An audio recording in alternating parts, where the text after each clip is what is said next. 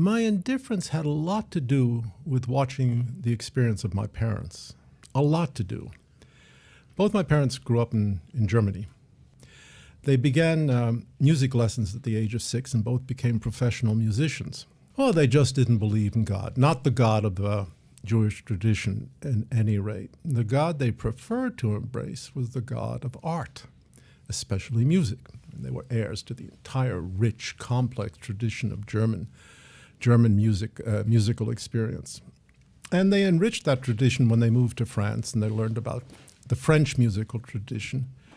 And the question that always influenced me in my childhood was watching this commitment and asking myself, is this an adequate substitute for a classical theological understanding of the universe?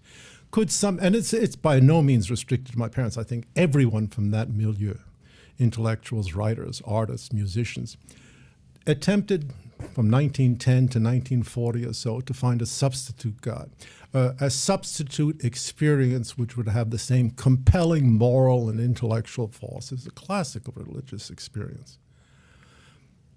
Toward the end of my life, end of my parents' lives, it occurred to me, end of my life as well, last stages, that experiment was a failure. That the God in which they had invested so much emotional and artistic energy was not really a substitute at all. And that was a sobering experience. That I realized, in the end, music failed them both. It didn't provide what they really needed.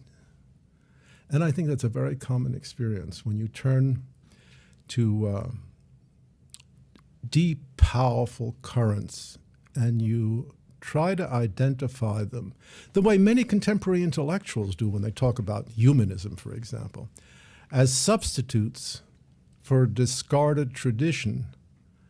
The discovery, I suspect, is almost inevitable that the substitute is pretty much like a sugar substitute.